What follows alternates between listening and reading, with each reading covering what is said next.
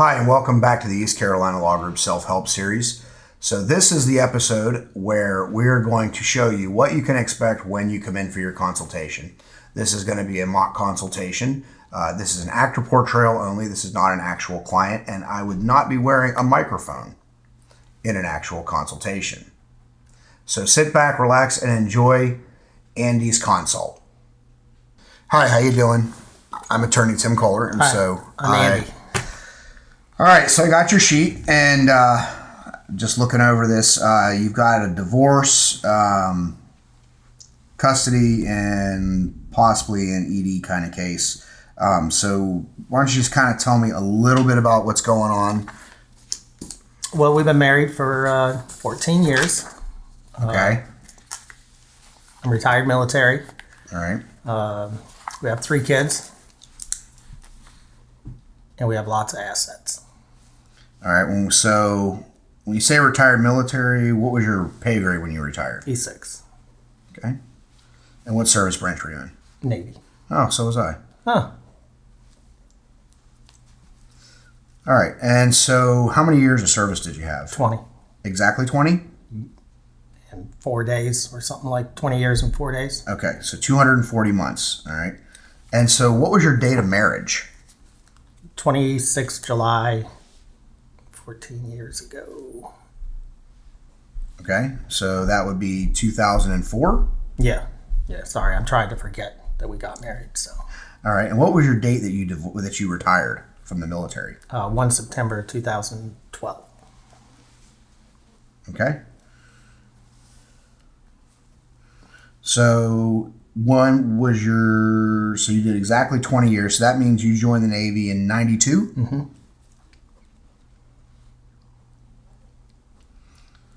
All right. So you had been in 12 years, almost exactly 12 years when you got married. Is that right? Yeah. Okay.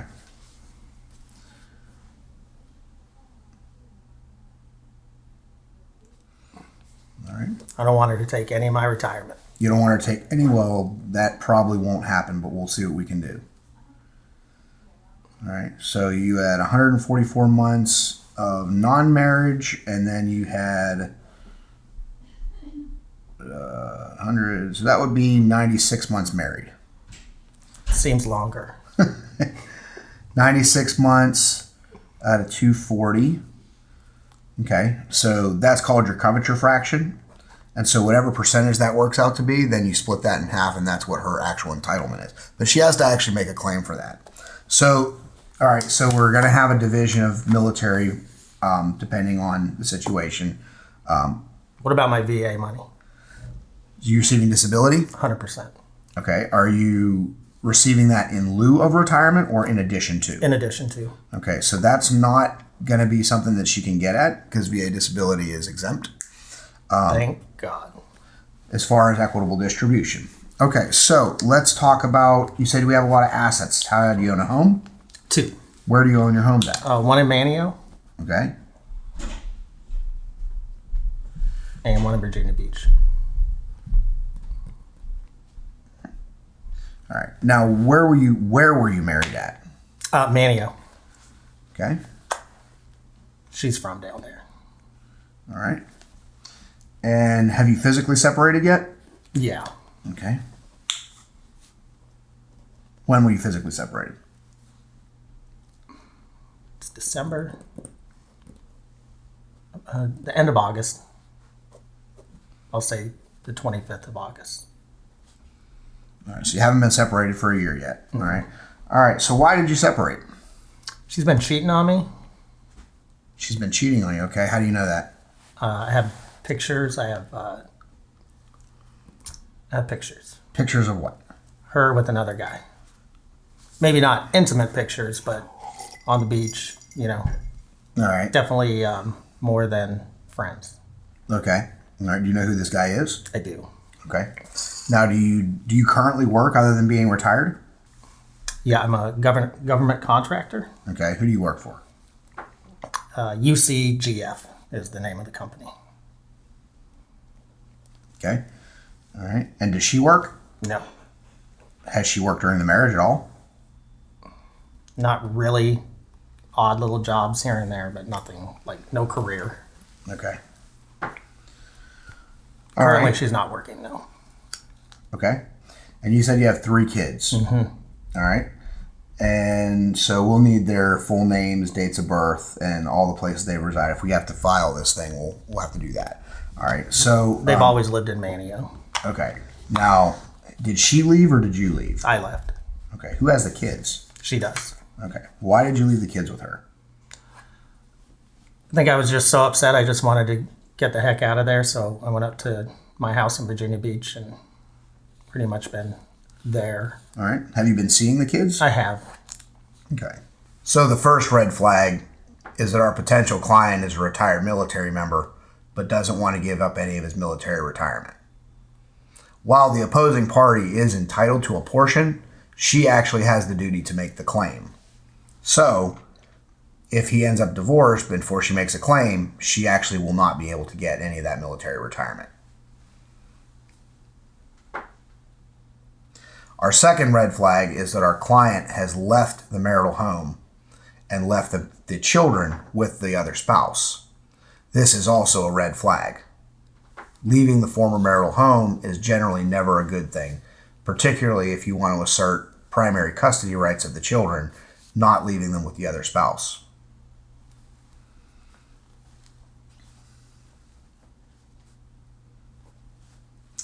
The date of physical separation is also extremely important because this is going to set the timeline for when the divorce can actually occur. Divorce has to be predicated on 1 year of physical separation without the intention of returning. Now, during the course of your marriage, has she had an inclination towards adultery? Has she cheated on you before? Not that I could prove, but I do have suspicions. But I know that's probably not important to just throw out. Well, I think she might have done this. Do you know that if she spent the night with this other guy? I'm sure she has. I can't prove it. Okay. All right. Do you believe she is or has been? Yes. Have the children said anything to you? No. Okay. All right. Have you provided any sort of financial support for the children? Yeah. I've been sending $500 a week. $500 a week? Yeah. Here's another common red flag. A lot of times when fathers leave the marital residence because of marital discourse and leave the children, they will almost always overpay support. This is another potential problem, and it's a red herring, something that we have to pay close attention to because the situation he's about to get into is extremely expensive. And if he's overpaying support, he's losing valuable resources that he can use to support himself throughout this process. All right, so who's paying the mortgage on the former marital home, the Manio house where she's living? It's paid for. It's paid for? Yep. Okay. When did you get that home? We received that as a gift from her parents. Okay. So that was gifted. Was it during the course of marriage? Yes. To both of you? Or do you not know? Her name is on that one. Just her name. Just her name. And then the home in Virginia, when did you acquire that home? I bought that in 2008. Okay. So during the course of the marriage? Yep. And is there a mortgage on that home? Yes. Okay. How much is owed on that home? About $189,000 was a really close guess. Okay. Do you know what it's worth? Just about that. I refinanced it about 2 years ago. So I'm going to guess it's pretty close to that. Okay. Now we have another problem. We have one home that's going to be contended as separate, although acquired during the course of marriage, but by gift, and another home that's obviously marital, but encumbered by a large mortgage with almost no equity. This is going to require some extra effort. So as far as the custody situation with your children, what do you want to see happen? I would just like 50-50 custody. Okay. That would be fine. I don't think they should be punished for anything that's happened here. And Sure. 50-50 custody. How old are the children? What are the ages? 7, and the twins are 4. Okay. So one child is of school age. Mm-hmm. The other two are not. typically when a 50-50 custody situation where you have a child that is of school age and parents that live in different states, it's going to be very difficult for a court to award a 50-50 joint custody. But we can try to see if we can get close. Have you done any looking into child support and how much that ought to be? I haven't. I try to stay away from learning the law via Google. Okay. So has she gone to child support services for anything? Not that I'm aware of. All right. Are all your family members, all of your dependents, are they all covered by TRICARE? Yes. Okay. And what is she going to do once TRICARE is gone? Once you get divorced, TRICARE is going to go away. What is she going to do? For insurance? Correct. Wouldn't she have to get her own? Possibly. But that's something you could also be saddled with. Okay. All right. So at this point now we're talking insurance and we're looking down the road at support. How much would he possibly have to provide her with support? Fortunately, if we can prove adultery, that's going to be a bar to her receiving any alimony. The downside here is that although we might be able to block alimony with the adultery, the court can always value your TRICARE and use it as a distributional factor in an unequal division. So it's something we're really going to have to look at. My question to you is, how is she going to afford an attorney? Her parents. They have money? Yeah. Okay. What about you? How are you going to pay for all this? Between my income from my job, my retirement, my disability, that's how I'm going to have to do it. Okay. Have you talked to any other attorneys so far? No. Okay. So let me just kind of give you the breakdown and we'll talk a little bit of turkey. What we have here is probably going to be a contested issue, and you're looking at quite a long process if we can't get some kind of a resolution.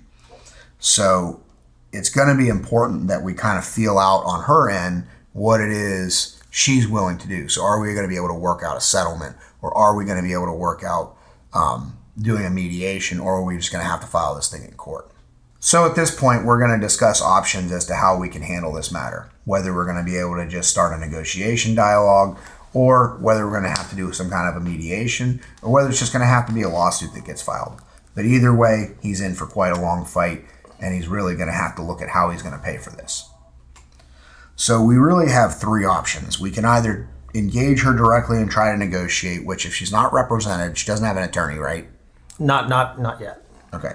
So if she doesn't have an attorney yet, we're not really going to be able to negotiate with her. It's really not going to be worth our while. It's going to be a lot of back and forth, wasted time and money. The second option is to invite her to come to a formal mediation. Well, it technically would be an informal mediation, and try to have a settlement conference where hopefully we can work out a mediated settlement. Do you think she's amenable enough to do that? I think it would be worth a shot to try to mediate it. We haven't been communicating a lot. Have you talked about anything with separating? We don't know the legal stuff and even how to go about it. So that's why I'm here. But have you two talked about anything about terms, about splitting up, about the kids? not really. I mean, it's pretty much agreed that I have moved out. Mm-hmm. As little communication as possible. Just enough to ensure, hey, I want to see the kids here. Can I come down to see them? Has she stated anything she absolutely has to have? Probably the house in Manio. But she said that? No, not in those words, but that would be my assumption. So in my mind, this is a situation where I have to ascertain whether the other party, not just my party, is going to be a willing participant in a mediation. Because a mediation, even an attempt to get to a mediation, costs money and time. So I have to determine whether or not the other party is going to be receptive.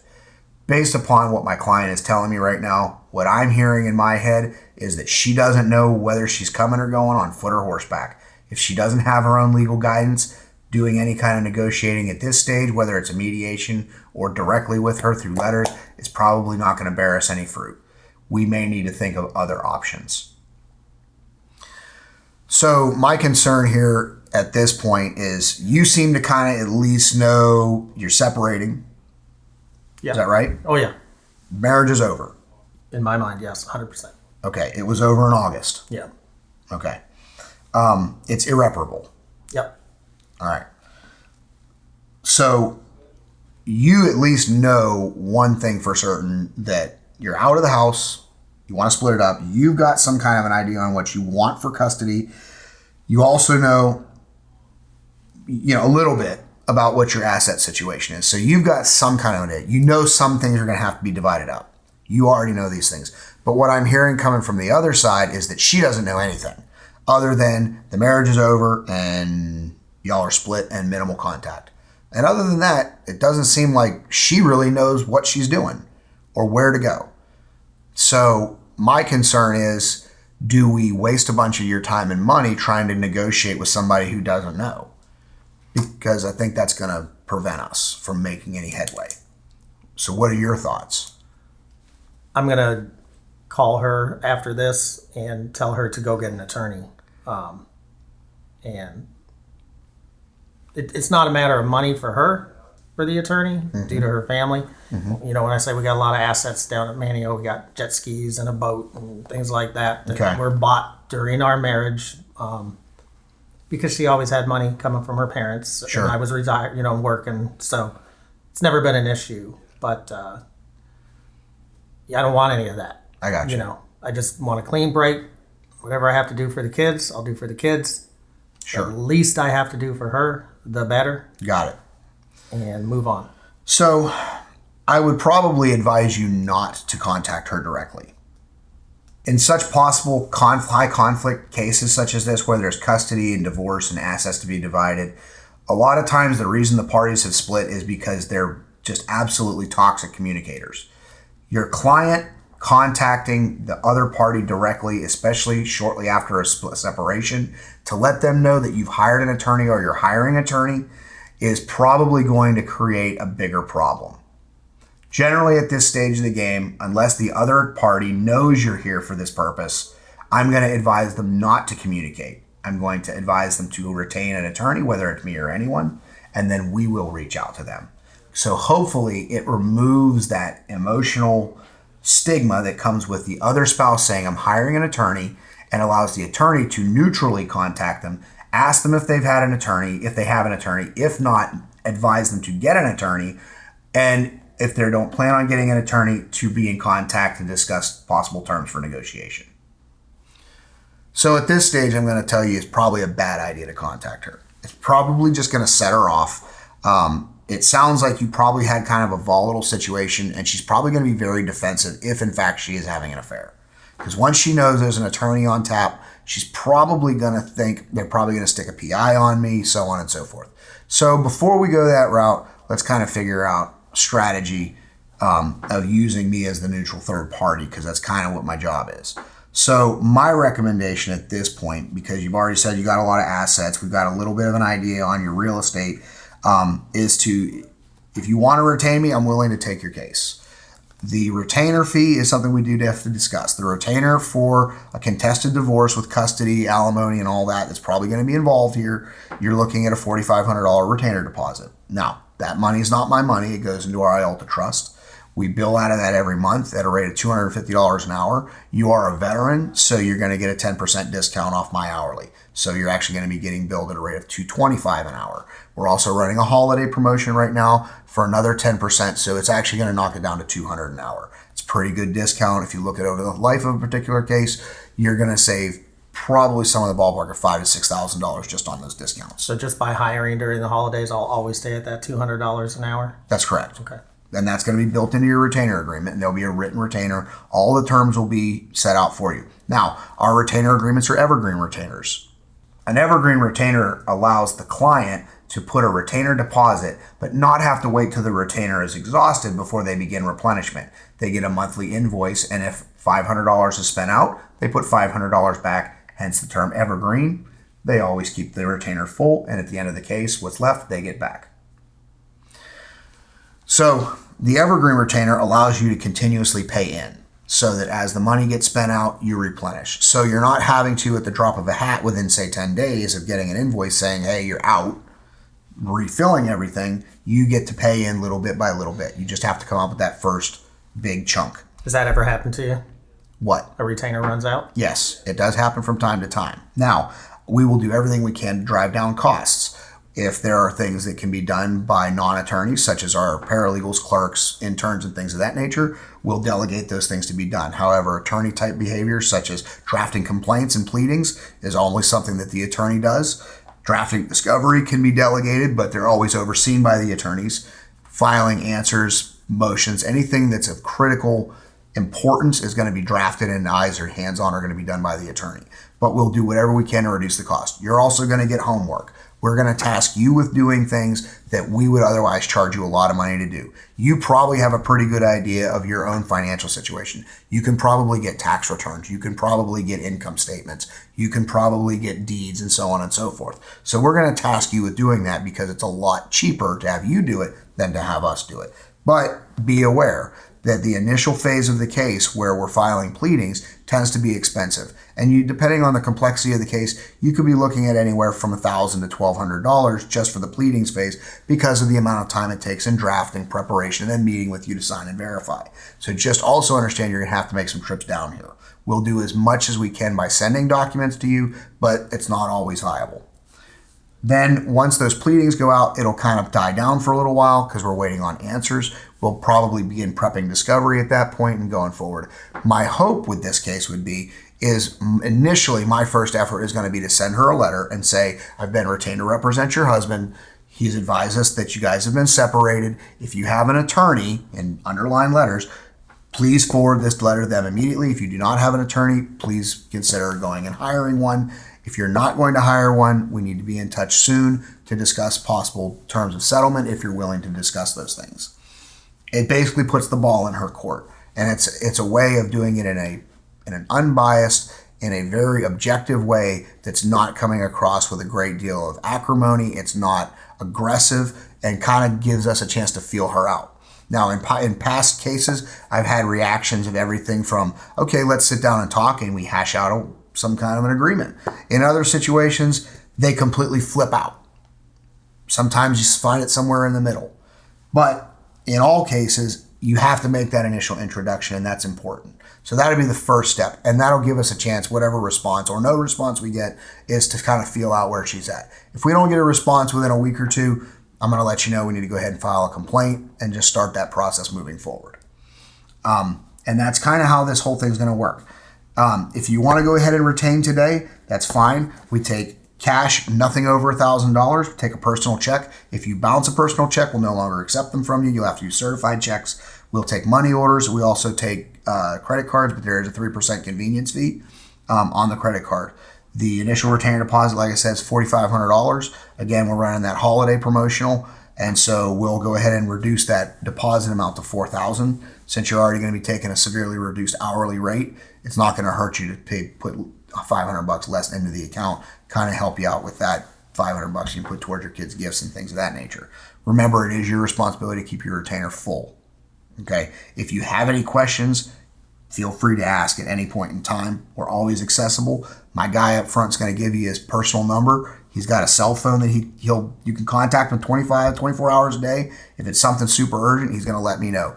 Don't think that if you don't get a hold of me directly, I'm not going to know, because if you call and you get a hold of him, he's going to immediately put it in an email and it's going to come to me. I may not respond to it right away because it may not be something super urgent, even if you think it is. But I'm always going to know. Any information that flows into this office is going to be confidential and privileged, and it's always going to flow to the correct attorney. And there's always going to be someone who's going to be able to at least talk to you. So just want to give you that assurance. All right? So Think I get any sleep? No, never. So 3 rules for working with me or us at this firm. 1, you don't pay, we don't work. This isn't a free service, not a public defender. We've got bills to pay and we've got things to do, and we've got clients that are paying. We got to move those cases along. So if you don't pay, that's the first thing that's going to stall your case. This is the point in the consultation where I normally will give my client my 3 rules.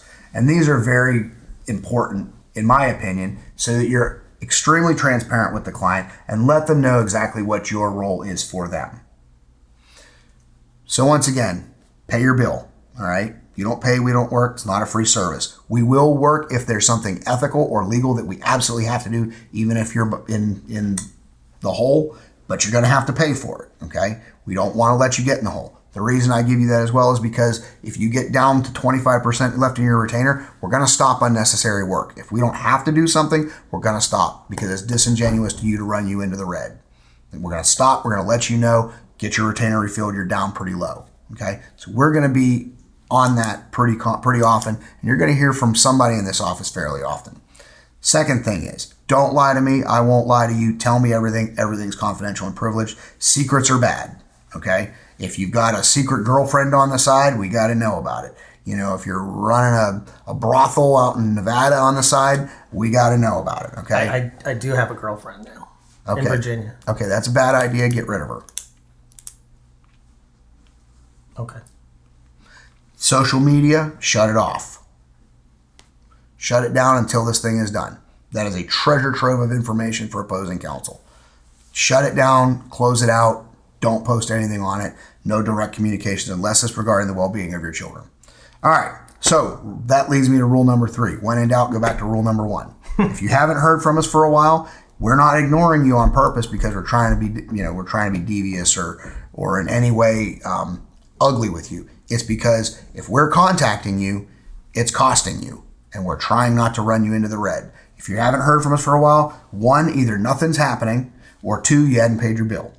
Okay, and if you hadn't paid your bill and you hadn't heard from us in 3 weeks, in the 4th week, you're going to get a letter. Okay, so just so you know. But as far as communications go, you're going to get copies of everything. We're going to mail you copies of everything. We're going to scan and email you copies of everything. When this case is over, you're not going to have to come in and go, hey, I want a copy of my file. You don't need it because you're already going to have it. All right? And when you walk out of here, after we sign up a retainer agreement, I'm going to give you a folder, and I want you to keep that folder. And every time you get something hard copy, put it in that folder and keep it with you. All right? So if you're going to retain us today, there's 2 things I need you to complete. This is called an equitable distribution inventory affidavit, and this is something that I want to have ready to file when we file our complaint for timing purposes, because we have to file this 90 days from filing a complaint. The other side has 30 days to respond to it. I like to file these at the same time I file my complaint. It basically puts the other side under the gun to get their stuff going, okay? And it can also persuade them to come to the table. The second thing is called a financial affidavit. I want to know what your financial situation is. How much are you paying for what? Don't lowball it. Really give me true numbers. All right? You can round or guesstimate if you absolutely have to, but you need to be able to substantiate them. If something comes out of this and it's not exactly right, we can amend it at a later date. It's important to give the client homework of things that they can do. I can spend hours on the phone with him typing this stuff out, but it's better for him if he goes home and actually looks at his finances and all of his properties and things of that nature and completes these on his own in hand form where he's got documents to support all of them. Because the next thing I'm going to ask him is when you submit these for me to type up, submit something that proves everything that you're asserting. So when you turn these back into me, bring me copies of pay stubs, tax returns, deeds, titles, anything you have. Okay? If it corroborates and supports these affidavits, we need it. Okay. Okay? So if you want to go ahead and hire us today, we'll go ahead and type up a retainer agreement. We'll have it ready for you, and you can make your payment up front. And if you retain before the end of the day, we'll actually credit you your consult fee towards your retainer deposit. I'm retaining because I got to get this thing done. Okay. Well, then I'll go type up a retainer. Now, normally during the course of a consultation, so that we're not taking up so much time on this video, what we've kind of cut out is the fact that before we get into going over all of the technical ins and outs, we're going to develop more of the story with the client of what's happened. We're going to get more facts and details. But for the purposes of time, we're not going to get that far into it. But he is going to go home and he's going to prepare all these things. And at this stage, we'll prepare a retainer agreement for him. We'll sit down. We'll give him time to go through it. He can ask all the questions he wants. He'll sign a written retainer agreement and he'll make his deposit. No client is retained in this firm until they pay their money, all of it, and sign their retainer agreement. And once those 2 things have happened, they've got an attorney. So thank you for tuning into the East Carolina Law Group Self-Help Series. We hope that you found these videos informative and have been informational in helping you determine what your next course of action should be in your own particular situation. If you find yourself needing additional legal help, we're available, and you can set up a consultation by calling our office at 252-453-2273. That's 252-453-2273. 2273, or you can look us up on our website at eastcarolinalaw.com, or you can find us on Facebook at the East Carolina Law Group, and we post regularly on there, sometimes almost daily. We put everything from new legal information to office closures and things of that nature, and we provide updates on things that are happening in North Carolina and in our local district. So once again, if you need to get in touch with us, it's 252-453-2273. The East Carolina Law Group, where your family is our priority.